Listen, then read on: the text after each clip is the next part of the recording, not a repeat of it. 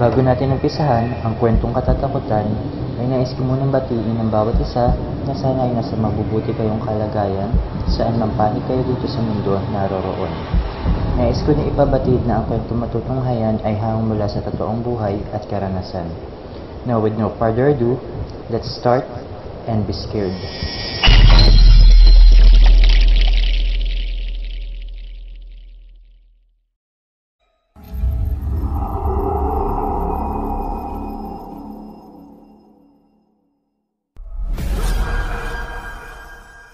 Magandang umaga, tanghali o gabi po sa inyong lahat, lalong-lalo na po sa mga bumubuo nitong Pinoy Creepy Tales, sa lahat ng admin at sa ating narrator na si Boss Jean Carlo. Nais ko rin po kayong pasalamatan sa walang sawang pakikinig ng mga kwentong katatakutan dito sa ating YouTube channel. Tawagin nyo na lamang po ako sa pangalang Mario mula sa isang bayan sa Visayas. Nangyari ang kwentong ito taong 2000 sa mismong lugar namin. 15 taon pa lamang ako nang mangyari ang karanasan na yun. Bandang 5:00 ng hapon ay kasalukuyan akong naglalakad pa uwi sa gitna ng maputik na daan galing sa paaralan namin. Ang paaralan nga pala namin ay medyo malayo sa aming bahay. Dahil sa isang kahig isang tuka lang kami, walang pera kaya nagtitiis ako na maglakad araw-araw. Hindi naman ako nababagot dahil kasama ko naman ang mga pinsan at mga kaklase ko. Bago makarating sa bahay namin ay kailangan kong dumaan sa pagitan ng dalawang burol na napapalibutan ng mga nagtataasan at naglalakihang mga puno sa paanan nito. Ito lang kasi ang daan na pwedeng daanan. Aaminin ko na sobrang hirap kami kaya ginagawa ko ang lahat. Nag-aral ako ng mabuti para makatulong ako sa mga magulang ko. Nung araw na yun ay ako lang ang mag-isang naglakad pa uwi dahil ang mga pinsan at kaklase ko ay nauna na sila. Tanging ako lang ang naiwan dahil may tinapos pa akong dapat tapusin sa aming paaralan. Dapit hapon na nang makarating ako malapit sa paanan ng burol. Ako yung tipo ng tao na hindi madaling matakot pero noong mga oras na yun ay nakaramdam ako ng kaba. Hindi ko mawari kung bakit ako kinakabahan kaya binilisan ko na lamang ang aking mga hakbang. Habang naglalakad ako ay palinga-linga ako sa paligid. Minsan pa nga'y hihinto ako at ililibot ang aking paningin sa kabuuan ng burol. Tagaktak na rin ang butlig-butlig kong pawis at ang lakas ng kabog ng aking dibdib. Kahit lalaki ako ay aaminin kong nangangatog ang aking tuhod ng mga sandaling iyon. Mas lalo pa akong kinabahan ng may marinig akong kaluskos na medyo malapit lang sa kinatatayuan ko. Sobrang tahimik na ng mga oras na yun. Tanging mga huni lang ng mga kuliglig ang naririnig ko at ang kaluskos na patuloy kong naulinigan. Tinapangan ko ang aking loob at mas binilisan ko pa ang aking mga hakbang hanggang sa tumakbo na ako. Halos magkandara pa na ako kakatakbo makalayo lang sa lugar na yun. Nang tuluyan na akong makalabas sa pagitan ng dalawang burol at nakita ko ang isang itim na uwak na lumilipad sa ere. Napansin kong sinusundan ako ng uwak habang ako'y tumatakbo. Dumoble ang kaba at takot na aking nararamdaman nun dahil sa uwak na sumusunod sa akin. Hindi ko ininda ang mga matutulis na bato at sanga ng mga puno na tumutusok sa iba't ibang parte ng aking katawan. Ang iniisip ko lang nun ay ang makalayo at makaligtas ako sa uwak na yun. Pakiwari ko kasi ay hindi normal na ibon ang aking nakita dahil kung normal pa yun ay hindi ako nito susundan. Medyo malapit na ako sa amin nun kaya nakahinga na ako ng maluwag. Binilisan ko na lang ang aking pagtakbo dahil magdidilim na rin. Pagkarating ko sa bahay namin ay agad kong binuksan ang aming pintuan at nagmamadali akong pumasok sa loob. Tuluyan nang bumuhos ang aking mga luha dahil sa nangyari sa akin. Nagulat si nanay at tatay nang makita nilang ganoon ang itsura ko. Puno ng sugat ang aking mga paa, binti, braso at mga kamay dahil sa sanga ng mga puno na tumusok sa iba't ibang parte ng aking katawan. Nagmamadali si nanay noon na kumuha ng tubig at ibinigay sa akin. Nanginginig pa rin ang mga kamay ko noon habang inaabot ang baso ng tubig. Kita ko sa mga mukha nila ang pagtataka habang nakatingin at inuusisa ang kalagayan ko. Binuhat na lang ako ni Papa noon patungo sa maliit naming kwarto dahil hindi ko na magawan tumayo pa. Tuluyan nang nanghina ang aking sistema. Ginamot nila ang aking mga sugat at pagkatapos ay tinanong nila ako kung ano ang nangyari, kaya naman ikinuwento ko sa kanila ang buong pangyayari nung malapit na ako sa paanan ng 2 burol. Habang kinukwento ko sa kanila ang nangyari, ay mababakas ko sa kanilang mga muka ang pag-aalala sa akin. Sinabihan ako ni Papa noon na hindi na lang daw ako magpapagapi sa daan o hindi na lang daw ako magpapaabot ng dapit hapon. Mas lalo pa akong nahintakutan nang sabihin ni Papa sa akin na baka raw ang uwak na nakita ko ay isa yung aswang. Minsan na raw kasing nabiktima si Papa ng aswang doon din mismo sa paanan ng burol na yun. Hindi raw inakala ni Papa na mangyayari sa akin iyon dahil sanggol pa lamang daw ako na mangyari iyon kay Papa. Noong gabing yun ay halos hindi ako makatulog. Pinapakiramdaman ko ang palibot ng aming bahay na baka may kaluskos na naman akong maririnig. Kahit antok na ako ng mga oras na yun, ay pinilit ko ang aking sariling hindi muna matulog, lalo na't minsan ay humahapdi ang sugat sa aking mga braso at sa aking mga paa. Kinabukasan ay pinilit ko ang aking sarili na pumasok sa aming paaralan. Kahit mahapdi pa ang mga sugat ko ay tiniis ko na lamang.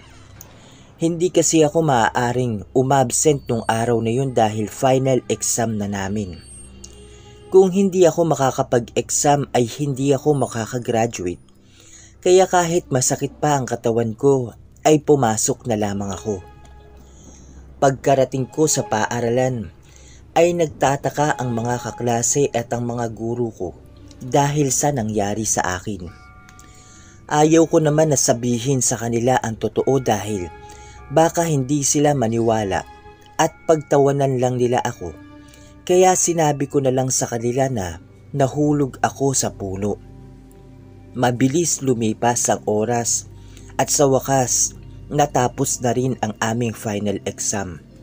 Medyo natagalan ako sa isang subject kaya bandang 5:30 na ako nakalabas ng paaralan.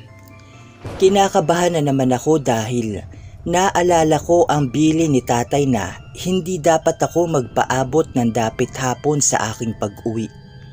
May mga estudyante pa rin naman nung oras na yun pero magkaiba naman kami ng daan kaya wala akong makakasama sa pag-uwi. Nagpalinga-linga ako noon at nagbabaka sakali na may makasama akong taga roon sa amin pero wala akong nakita. Nagbabalak na ako noon na sa paaralan na lang ako matutulog dahil natatakot na akong dumaan sa paanan ng burol patungo sa bahay namin. Magdidilim na noon nang makita ko si tatay na papalapit sa akin. Nawala ang kabang aking nararamdaman dahil sinundo ako ni tatay sa paaralan namin. Nakita kong may dala siyang buntot ng pagi at mahabang itak na isinukbit niya sa kanyang tagiliran. Nagtatanong pa nga ako kay tatay noon kung para saan ang buntot na yun pero Ang tanging sabi lang niya sa akin ay protection daw namin iyon. Medyo nawala na rin ang aking kaba dahil nandyan si tatay. Nang malapit na kami sa paanan ng dalawang burol ay napakapit ako sa braso ni tatay. Pakiramdam ko kasi ay may nakatingin sa amin habang naglalakad kami. Nakita kong kinuha ni tatay ang buntot ng pagi at hinawakan niya ito ng mabuti. Sinabihan ako ni tatay noon na huwag akong lalayo sa kanya kahit anuman ang mangyari. Kaya kinabahan na naman ako dahil alam kong may mangyayaring hindi maganda sa amin. Nasa kalagitnaan na kami sa aming paglalakad nang biglang bumulaga sa aming harapan ang isang napakapangit na nilalang. Tumutulo ang malagkit nitong laway sa pagitan ng kanyang matutulis na mga pangil habang nakatingin sa aming dalawa ni tatay. Hindi ako nakakilos na mga oras na yun dahil sa takot at hilakbot na mayani sa aking kalooban. Doon lang ako natauhan ng itulak ako ni tatay sa tabi ng isang puno at sinabihan na doon muna ako magtago. Hindi ko inakalang may tinatago pala si tatay na kakaibang lakas at tapang. Nakita kong nakipaglaban si tatay sa tinatawag nilang aswang. Hindi ko na mapigilan ang aking sariling mapaiyak habang patuloy na pinagmamasdan ng aking tatay na nakikipaglaban sa aswang. Hinampas ito ni tatay ng paulit-ulit sa buntot ng pagi. Kada hampas si tatay ay napapasigaw ang aswang na parabang nasasaktan. Nakita kong natumba si tatay sa damuhan at nakapaibabaw sa kanya ang naturang aswang. Nabitawan din ni tatay ang kanyang itak sa kanyang pagbagsak. Nakita kong nahihirapan si tatay kaya kahit natatakot ako at kinakabahan ay tinapangan ko na lang ang aking sarili. Mabilis kong kinuha ang itak ni tatay at buong puwersa ko itong isinaksak sa likod ng aswang. Nakakapanindig balahibo ang sigaw ng aswang sa tuwing ibabaon ko sa kanyang likuran ang hawak kong itak. Nabitawan ng aswang si tatay. Mabilis na tumayo si tatay noon at hinampas niya ng paulit-ulit ang aswang. Nakita kong nanghihina ito sa tuwing lumalapat sa kanyang katawan ang buntot ng pagi. Ibinigay ko kay tatay ang hawak kong itak at buong puwersa niya itong itinarak sa dibdib ng aswang. Pasalampak akong napaupo sa damuhan habang nanginginig ang aking buong katawan. Patuloy pa rin sa pagdaloy ang aking mga luha. May bahid na rin ng dugo ang aming damit ni tatay na galing sa aswang. Maya-maya pa ay nakita kong unti-unting nagbago ang anyo ng aswang at tumambad sa aming harapan ang isang matandang babae. Hindi ko siya kilala pero siya ang matandang palagi kong nakikita sa labas ng paaralan namin. Nakita ko si tatay noon na tinatabunan ng mga dahon ang katawan ng matandang babae. Kinakausap niya ako noon pero hindi ako umiimik. Nakatulala lang ako habang nakatingin sa katawan ng aswang hanggang sa unti-unting nagdidilim ang aking paningin at tuluyan nang nawalan ng malay. Dahil sa pangyayaring iyon ay hatid sundo na ako ni tatay sa aming paaralan.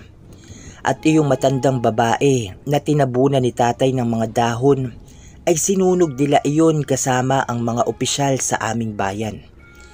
Hindi lang pala kami ang biktima ng naturang matandang iyon, kundi marami na palang nabiktima yun at kadalasan ay mga buntis pa. Maraming salamat po sa inyong pakikinig.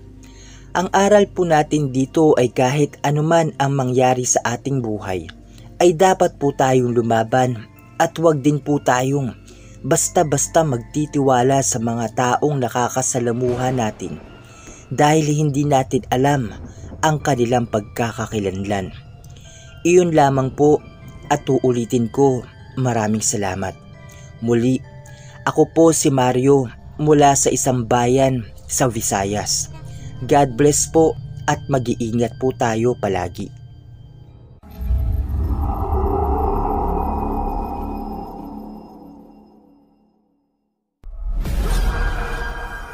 So, yan po, magandang araw mga ka-Creepy Tales. Bago po natin tuluyan tapusin ang video na ito, isang mabilisang shoutout po muna muli sa lahat ng mga nag-comment sa ating last update at sa ating mga new subscribers.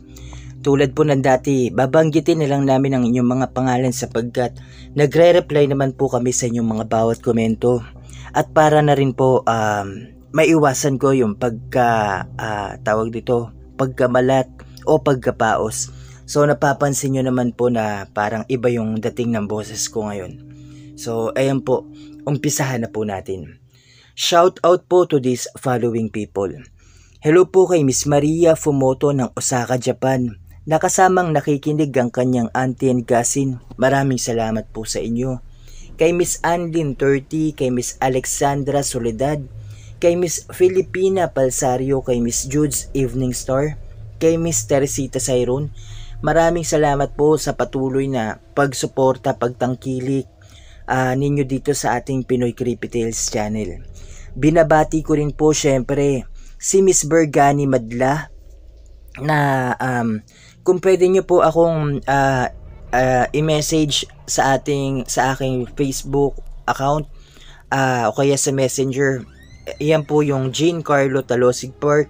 Tapos pwede rin po kayong mag-message sa ating Facebook page na Pinoy Creepy Tales o kaya naman po ay sa email natin na pinoycreepytales@gmail.com.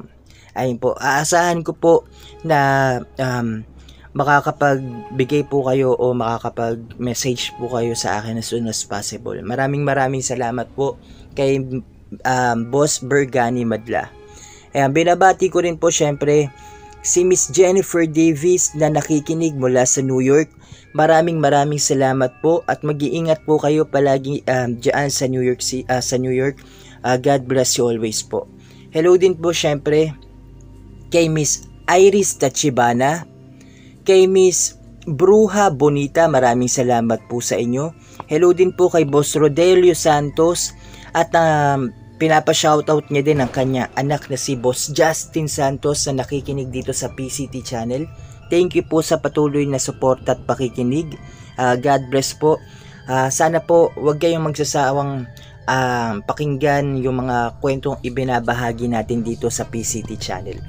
Yan, binabati ko rin po syempre si Miss Tez Lazo, si Miss Ophelia Yasin, si Miss Filipina Palsario, si Boss Michael Marquez, maraming salamat po sa inyo. Hello din po and shout out kay Boss Eris Crib Horror Tales na isa rin Tagalog horror channel. Sana po masuportahan ninyo kasabay ng the 3 AM encounters, haplos ng inig ni Miss Joanne na ating co-narrator. Sana mapakinggan nyo yung Bernamir niya. Nandun ako, nakipag-collab ako dun sa isa niyang kwento.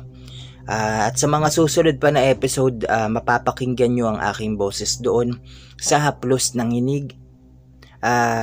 Panaghoy sa dilim pala, pasensya na. Panaghoy sa dilim, ayan. Ang character ko doon ay si Angelo. Sana mapakinggan nyo, masuportahan din ninyo ang kanyang channel at ang mga kwentong ibinabahagi ni Miss Joanne. Ayan, kasabay na rin ang Creepy Shinigami, Disturb the Spirit, Tiktilaok Stories at iba pa. Yung mga kwentong pwede nyo mapakinggan o yung mga channel na pwede nyong suportahan ay nakalagay po sa description box itong ating video. At kung sakali naman po na gusto nyo magpahinga sa mga kwentong katatakutan, pwede po kayong pumunta sa Secret Love and Life Confessions at pwede rin po kayong magbahagi ng inyong mga karanasan sa buhay-buhay o buhay pag-ibig kung meron man. Ayan, binabati ko rin po syempre si Miss Mary Ann Villegas, si Miss Elaine Almera, si Miss Sarah King, maraming salamat po sa inyo. Hello din po syempre sa ating avid listener and avid supporter na si Miss Christine Olson na nakikinig mula sa Sweden. Ayan, maraming salamat po sa inyo Miss Christine Olson sa patuloy na pakikinig, pagsuporta nyo dito sa ating PCT channel. God bless you always po at mag-iingat po kayo palagi dyan sa Sweden. And hello din po kay Boss Michael Leo de los Reyes II, kay Miss Angelina Suzuki, kay Boss Beltran Dalen Jr., kay Miss Eileen Doroteo, kay Boss Lawrence Lianto, na palaging updated sa ating mga kwento. Maraming salamat po sa inyo, boss. Hello din po syempre kay Miss Joncil Alviola, kay Miss Vanessa Apilat Galia, kay Miss Linda Lin, kay Miss Mary Asilar, kay Miss Morse, kay Miss Annie Abdullah na nakikinig mula sa Singapore. Thank you po sa inyo. God bless po, and mag-iingat po kayo palagi dyan sa SG. Binabati ko rin po syempre si Miss Marichelle de Guzman, si Miss Jasmine Labalan, si Miss Marites Guevara, si Miss Wenzix Kumagic. Ayan. Sana tama yung pagkaka-pronounce ko dun sa pangalan po ninyo. And thank you po sa suporta pakikinig nyo dito sa PCT channel. Ayan, binabati ko rin po syempre si Miss Marites Guevara. Meron na. Si Boss Moondray Beginners 23, si Boss Jeffrey Bersabal, si Boss Vincent Reyes. Maraming salamat po sa inyo. Hello din po syempre kay Boss Shaman King Naruto, na isa nating masugid na taga-suporta, taga-subaybay dito sa PCT channel. Maraming salamat po. Binabati ko rin po syempre si Miss Tita Sareno, si Boss Ryan A, si Boss Jackie G. Maraming salamat po sa patuloy na suporta at pagtangkilik sa PCT channel. Hello din po syempre kay Boss Owen Ortega, kay Miss Amor ng Iraq, kay Miss Iris Tachibana, kay Boss Pagkagat ng Dilim AD sa isa ring Tagalog horror channel. Sana po suportahan nyo kasabay ng mga nabanggit ko kanina na Tagalog horror channel. Pagkagat ng Dilim ADC, suportahan din po ninyo. Ayan, hello din po syempre kay Boss Beltran Dalen Jr., kay Miss Filipina Ma'am in Canada, at kay Boss Alan Abalayan. Ayan, maraming salamat po. Kung may mga nakaligtaan man po ako sa shoutout natin ngayon, pasensya na po at babawi po ako sa susunod nating update bukas. Yan po, bukas yun na. Kasi po, susubukan ko na mag-update mamaya panibagong kwento, pero wala po yung kasamang shoutout. Baka tuluyan ng mawala ng boses. So, bukas na po yung kwento natin na may kasamang shoutout. So, mag-iingat po tayo lahat mga ka-Creepy Tales. God bless you all po. Maraming salamat sa mga nakikinig at makikinig pa lamang. Nakalagay sa description box ang email kung saan pwede kayong magpadala ng mga nakakatakot na karanasan at kababalaghan.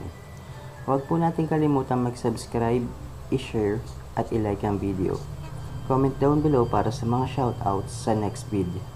Until next time everyone, happy Creepy Tales!